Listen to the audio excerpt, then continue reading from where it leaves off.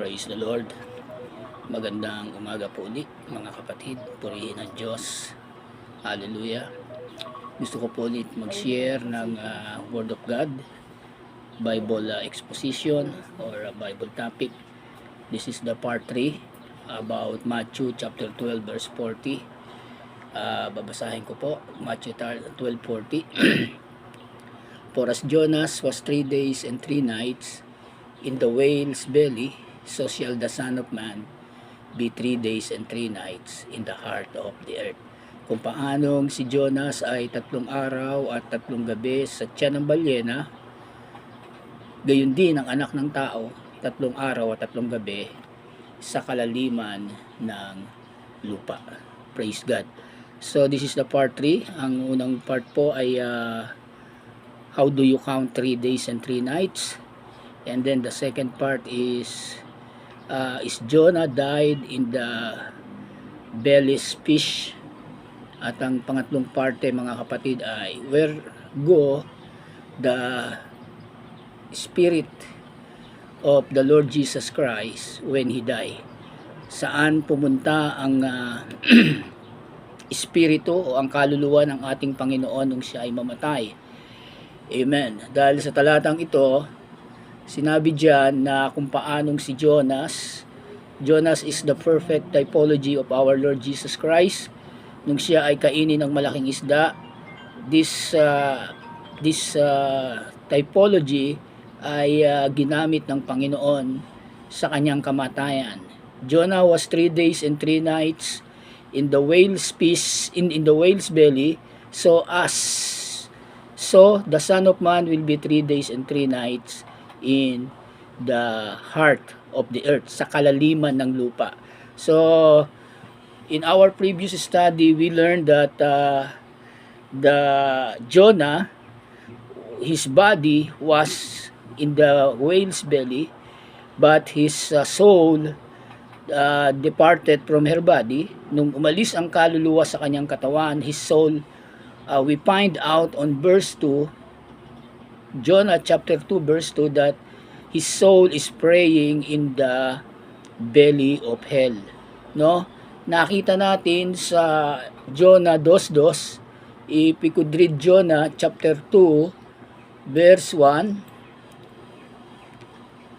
ang sabi ron mga kapatid sa Jonah chapter 2 verse 1, and he prayed, then Jonah prayed unto the Lord his God out of the fish belly. That's verse 1. Nasabi diyan si Jonah ay nanalangin sa Panginoon niyang Diyos doon sa tiyan ng balyena. And on verse 2 said, I cried by reason of mine affliction into the Lord, and He heard me out of the belly of hell. So mayroong dalawang lugar kung nasaan si Jonah. On verse 1, he was praying in the whale's belly. But on verse 2, he was praying in the belly of hell. No? We had been established by the Word of God that death always means separation. The first time the word death, die, o yung unang beses na binanggit yung salitang kamatayan ay doon po sa aklat ng Genesis chapter 2 verse 17.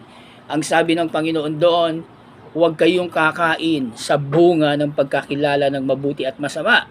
For the day thou shall hear thereof, thou shall surely die. Hindi nagsisinungaling ang Panginoon. And the Bible say, it is impossible for God to lie. Ito ang imposible sa Diyos, yung magsinungaling. He was telling, or God was telling the truth to Adam and Eve. In the day that thou eat thereof, thou surely die. That's the explanation of death. Yun yung kahulugan ng kamatayan, because the day they eat the fruit of the tree that beareth the knowledge of good and evil, they die. Paano sila namatay? They've been separated from God. Before, kasama nila ang Diyos, but when they eat that fruit, they seen that they were naked. And when God cometh, they heard, narinig nila ang yabag ng Panginoon, sila po ay nagtago. So, that signifies that man separate from God because they eat the fruit of the tree of knowledge. So, that signifies the death, yung paghihiwalay. So, in the Bible, when we speak death, death always define as separation. Now, to apply it to Jonah, namatay ba si Jonah? It's been clear, namatay si Jonah dahil mayroong dalawang lugar kung saan natin siya nakita. First, he was praying in the fish belly.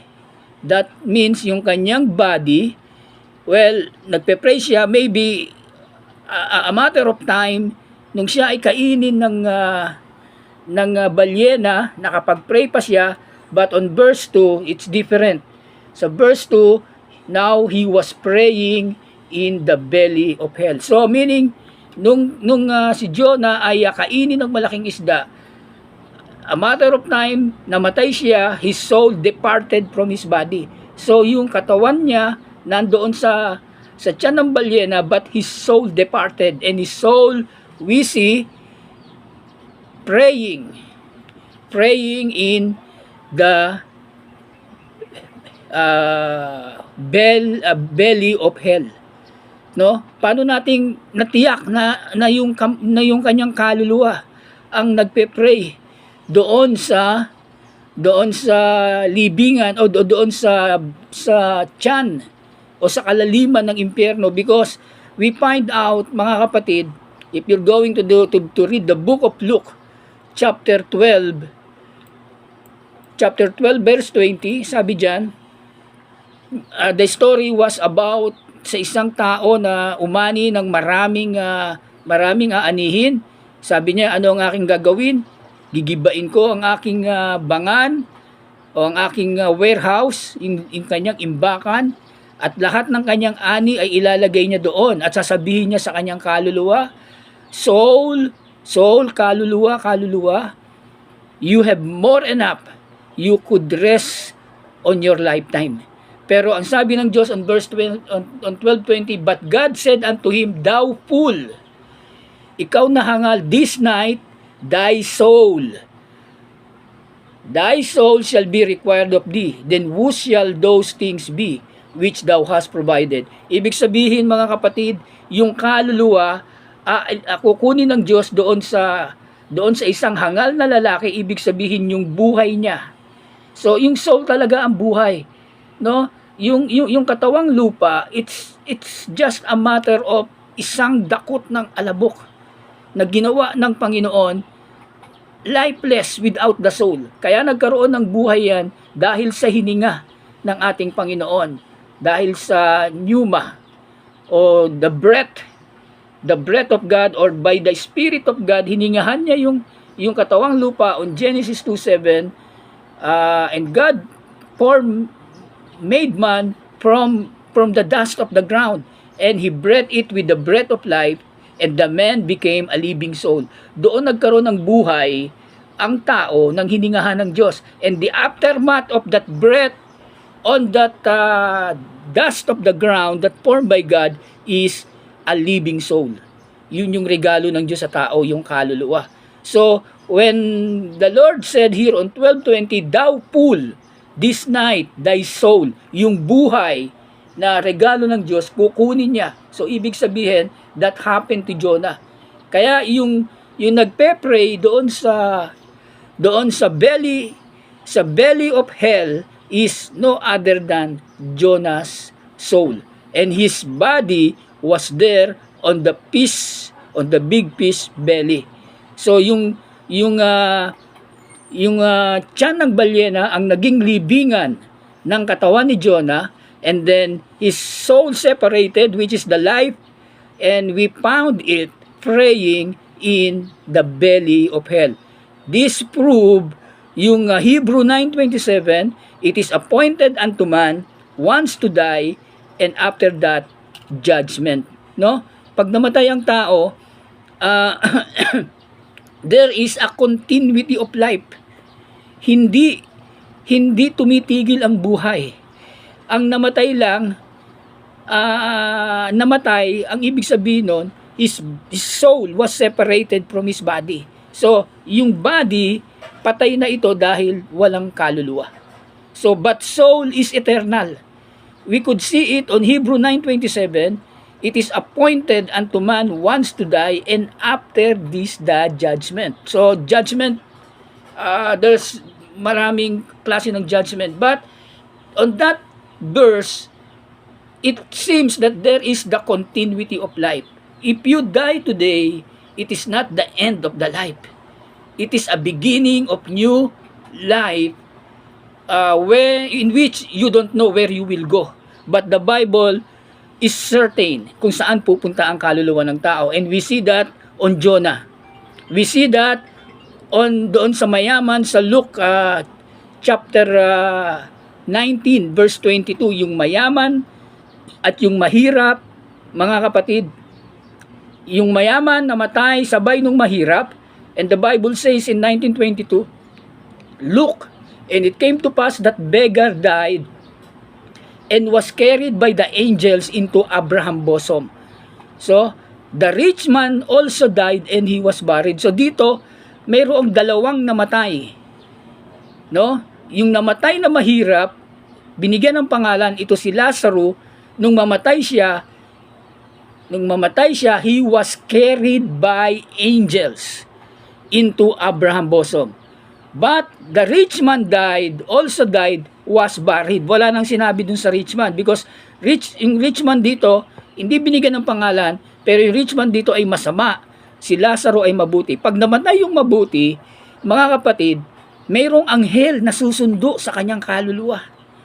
No? So hindi totoo na pag namatay ang tao ay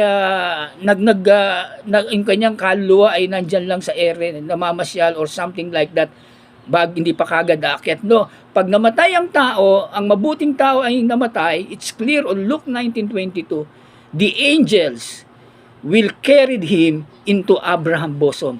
Dadalhin yung kanyang kaluluwa sa Abraham's bosom, o doon sa pinaglalagyan ni Abraham. No, and then the rich man also died and was buried. Wala nang sinabi doon sa masama. Pag namatay yung masama, ililibing lang siya, at pag nagising siya, ang sabi ng Bible, mga kapatid, sa Luke 19:23, and in hell, doon sa impyerno, binuksan niya ang kanyang mga mata, at siya ay pinahihirapan, at nakita niya si Abraham afar off, and Lazarus in his bosom. So it is a clear indication that life is not end when you die. No, there is something afterlife. No, so yung other belief na yung kaluluwa ay dumidikit sa alabok, o yung mga namatay ay nasa libingan lang, it's not true. No, o yung mga namatay ay wala ng buhay sa kamatayan, it's not true. Ang tinutukoy na wala ng buhay sa kamatayan doon ay yung body. Pag namatay ka, wala ka nang magagawa. No, kaya pag namatay ka, you need to be prepared. That's the bottom line doon. Yung kaluluwa mo dumidikit sa alabok, it's more on idiomatic. Hindi ito literal na pag namatay ka, yung kaluluwa mo nandun lang sa grave. No. Ang ibig sabihin na yung kaluluwa mo dumidikit sa alabok, it's more than an idiom. Ang ibig sabihin nito, kailan ba dumidikit ang ating kaluluwa sa alabok? It is when we are on a very great distress. Nangyari ito kay Haring David, mga kapatid. Si King David, nilagyan niya ng abo yung kanyang sarili habang nagpa-fasting siya dahil sa kasalanan ginawa niya sa Panginoon. That's where it to be. Doon ito dapat, hindi ito yung pag namatay ang tao, yung kanyang kaluluwa ay nasa libingan lang. No. Soul is eternal. No? Inalis lang yung buhay, and that soul o yung kaluluwang yan ay mayroong pupuntahan. No? And it is same with Jonah. So dahil si Jonah, we have been clear, we've been established by these verses na yung kanyang kaluluwa ay napunta sa belly cell. So the Lord Jesus Christ, it is also the same with Him. Kaya ang title ng ating pag-aaralan ngayon, saan napunta ang kaluluwa ng Panginoon? Ang sabi niya, as I've been said, Jonah is his typology, kung paanong si Jonah ay napasatya ng malaking isda sa loob ng 3 araw at 3 gabi. Ang napasatya ng malaking isda, mga kapatid, ay yung kanyang katawang lupa. On verse 2, we have seen there that his soul is praying in the hell. So if Jonah is the typology of our Lord Jesus Christ, then our Lord Jesus Christ may pinuntahan nung pagkamatay niya. It's been clear, inilibing siya sa isang libingan na wala pang nalibingan, inilibing siya sa isang libingan na malapit kung saan siya ipinako sa krus because the Sabbath is draw near. Papalapit na yung Sabbath, mga kapatid. Hiningi ni Jose na Arimatea ang kanyang bangkay kay kay Pilato at ibinigay sa kanya. Inayos yung kanyang bangkay, binalot ng malinis na tela at inilibing doon sa malapit sa lugar na kung saan siya ipinako dahil ang Sabat ay paparating na. No. So that's proof yung kanyang body, kasi nung siya nakapako sa krus, mga kapatid, namatay siya. Ang sabi niya, Lord, into your hands I command my spirit. So the spirit there in the Bible, sometimes the word spirit is used interchangeably referring to soul. Ito ay ginagamit interchangeable, tumutukoy sa kaluluwa. So ang sabi niya, Lord, into your hands I command my spirit. And then he nalagot yung kanyang hininga. Ibig sabihin, that moment, humiwalay yung kaluluwa ng Panginoon around 3 p.m. on Wednesday, not Friday. Pinag-aralan natin ito. Wednesday namatay ang Panginoon because this will not fit what our Lord Jesus Christ said if we believe that Friday our Lord Jesus Christ died, because 3 days and 3 nights siya sa kalaliman ng lupa. So, humiwalay yung kanyang kaluluwa, yung binaba dun sa krus ng Kalbaryo ay wala nang iba kundi ang katawan ng ating Panginoon. And his body was put on the grave. Doon iniligay sa libingan. But where his soul go? Ito po yung ating tutuklasin. Saan pumunta ang kaluluwa ng Panginoon, mga kapatid? Now, we could read on Ephesians chapter 4, verse 8 and 10. Sabi dyan, sa salitang English, wherefore he said, when he ascended up on high, he led captivity captives and gave gifts unto man. So, i-analyze natin ito. Sinasabi nga, nang siya ay umakyat sa kataas-taasan, he led. Dinala niya ang mga captivity captive. Merong Bible terminology dito na captivity captive. And gave gifts unto man, at nagbigay ng kaloob sa mga tao. Sino yung captivity captive? Sabi niya, nung siya ay umakyat, it was referring to his resurrection, yung pagkabuhay na maguli. Nung nabuhay siya na maguli na linggo, nakita siya ni Mary Magdalene, hahawakan siya ni Mary Magdalene. Ang sabi niya kay Mary Magdalene, huwag mo akong hawakan dahil hindi pa ako nakakaakyat sa inyong Diyos, na aking Diyos, sa inyong Ama, na aking Ama. So, nung makita siya ni Mary Magdalene, hindi pa siya nakakaakyat. No, that's sa pag-akyat niya, mga kapatid, kasi after na napakita siya kay Mary, sabi ng Panginoon, ibalita mo, pero wag mo muna akong hawakan. So, positive na ang Panginoon ay umakyat sa langit. On that moment, kasama niya yung captivity captive. Iba pa yung pag-akyat niya sa Book of Acts. No? Pagkabuhay niyang maguli, umakyat siya sa langit. Umakyat siya sa langit for a certain purpose. Ang sabi diyan, when he ascended up on high, he led captivity captives and gave gifts unto man. And verse 9, now that he ascended, siya na umangat, what is but that he also descended first into the lower parts of the earth. So bago siya umakyat sa langit, nauna muna siyang bumaba sa kalaliman ng mundo, sa kalaliman ng mundo, in the lower parts of the earth. So this verse, pinatitibay niya yung sinabi ng Panginoon sa Matthew 12:40, the Son of Man will be 3 days and 3 nights in the bellies, in the heart of the earth. So, bumaba siya sa kalaliman ng lupa. Ang bumaba yung kanyang kaluluwa. His body was there on the grave. Typology of Jonah, his body was on the belly's piece, but his soul was praying in the hell. So bumaba siya sa kalaliman ng lupa, and then on verse 10 say, sinabi sa verse 10, He that descended is the same also that ascended up far above all heavens, that he might fill all things. Siyang bumaba, siya rin yung umakyat sa kalangitan upang mapuno niya ang lahat-lahat ng mga bagay. So, walang ibang bumaba sa kalaliman kundi ang ating Panginoong Hesukristo. Now, ano ang ginawa niya sa kalaliman ng lupa? Ano ang ginawa niya? Ito yung sinabi ng 1 Peter 3:9. Ang una niyang ginawa, we read on 4:8-10, He led captivity captive. No, bago natin puntahan yan, ano pa ang ginawa niya? By which also He went and preached unto the spirits in prison. Siya po ay pumunta at nangaral doon sa mga espiritong nasa bilangguan. So meron na tayong dalawang Bible terminology na nakita rito. Siya po ay nangaral unto them, spirits in prison. Hindi mga tao ito, espiritu to no? Hindi ito yung pangangaral na normally na ginagawa natin, nangangaral tayo sa mga tao, but the word preach there is not something that you tell salvation, you tell to people to repent and be baptized in the name of Jesus Christ, for the kingdom of God is coming. Yung salitang preach dito, it's more on to declare victories.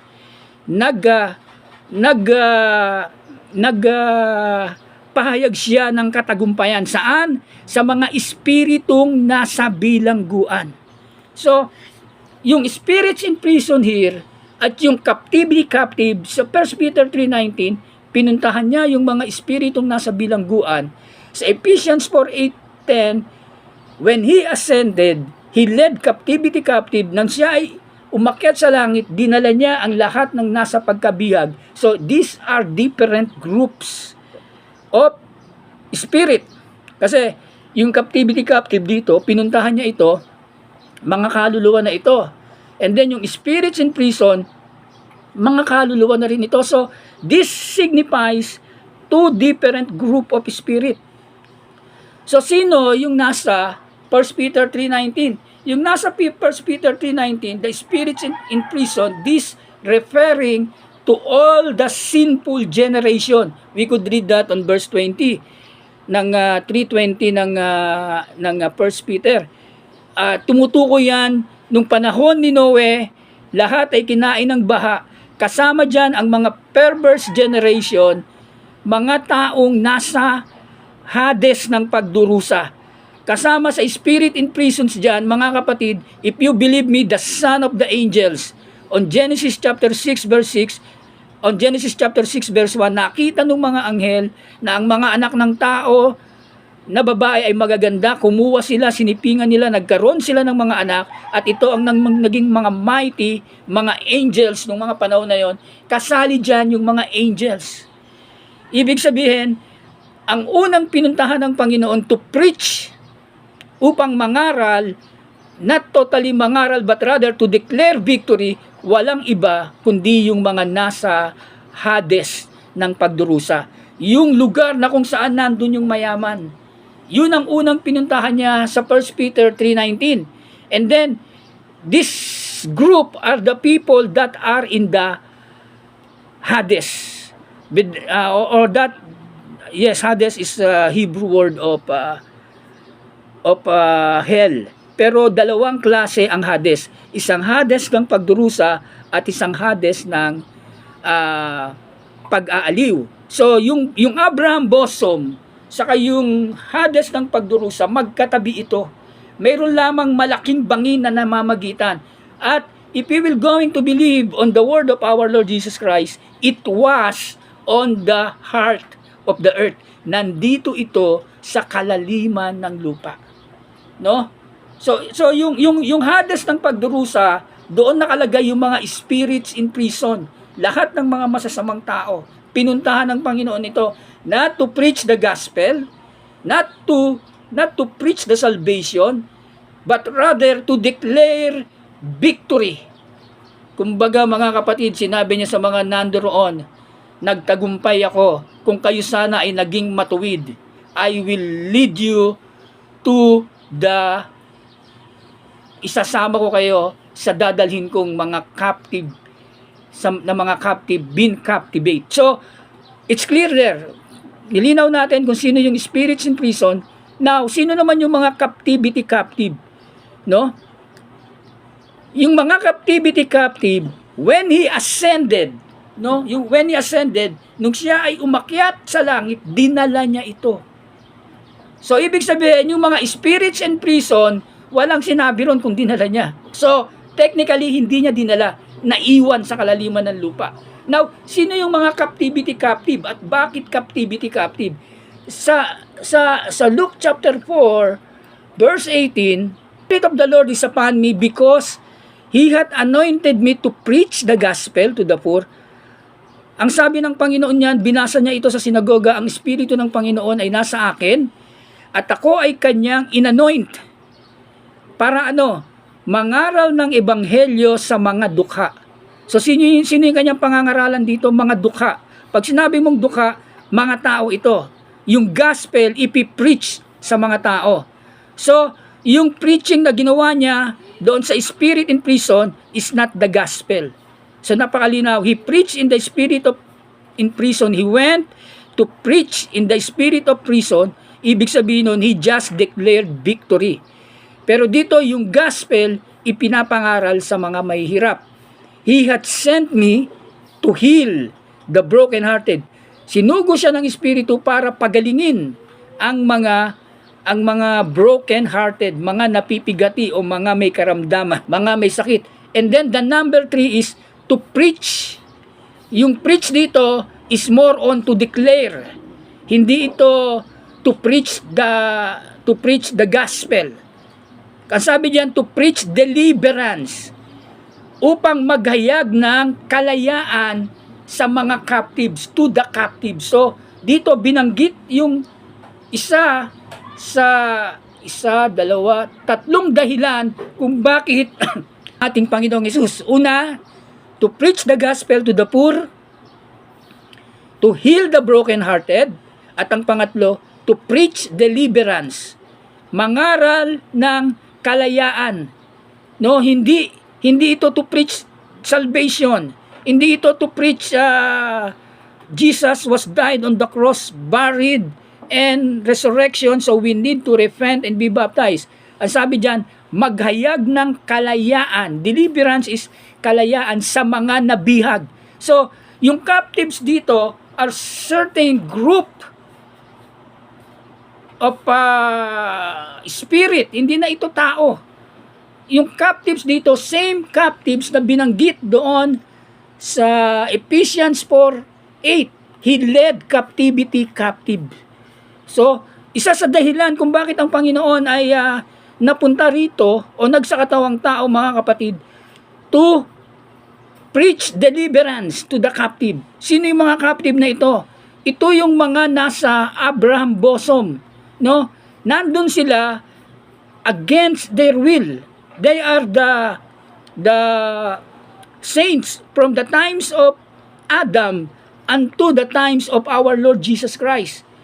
Nandun si Abraham, nandun si Jacob, nandun si Isaac, nandun si Job, nandun si Lazarus, lahat ng mga banal o matutuwid na namatay, magmula kay Adan hanggang sa ating Panginoong Yesus, sila yung nasa Abraham bosom. So, this prove that life have a continuity after death. Hindi totoong pag namatay ka, wala na. So, yung spirit in prison, ito yung mga masasamang tao from the generation of Noah, from Adam to the generation of Noah, kasama na yung mga anghel, yung mga anak ng angels, yung mga anghel doon, iba yung pinaglagyan nila. In some other time we will tackle it, saan napunta yung mga ito, itong mga ito. Yung mga giants that time, nandun sila sa spirit in prison. Samantalang yung mga matutuwid, they've been captive. Doon, ang Panginoon ay He preached deliverance, pinalaya niya. Bakit sinabing captive sila? Because they are there against their will. Dahil pumasok yung kasalanan, si Satan, siya po ang may hawak before ng susi ng kamatayan. Amen. Si Satanas ang may hawak ng susi ng kamatayan before. No, lahat ng mamamatay, kay matuwid ka, kay masama ka, kung masama ka may paglalagyan ka, kung matuwid ka may paglalagyan ka, separate sa paglalagyan ng masama. But you are there against your will. Bakit against your will? Dahil ang will mo, kaya ka nagpapakatuwid that time, gusto mo pag namatay ka, kapiling mo na ang Diyos. Hindi mo pa kapiling ang Diyos that time. Though, yung lugar na yon ay kung saan inaaliw kayo, so, pero wala doon ang Panginoon. Noon, pumunta lang ang Panginoon doon nung siya ay mamatay. Pinalaya niya yung mga taong nando doon, at nung siya ay umakyat, on his ascension, dinala niyang lahat ito sa langit. No? Sa langit. Kaya yung sinabi ng Panginoon, doon sa kasama niyang napako sa krus, today, you will be with me in paradise. No? Yung paradise doon, it could be the Abraham bosom or it could be the heaven. Dahil right now, yung Abraham bosom, if you will believe on what the Bible say on Ephesians chapter 4, wala nang laman ito. Ngayon, saan sila napunta? Saan sila napunta?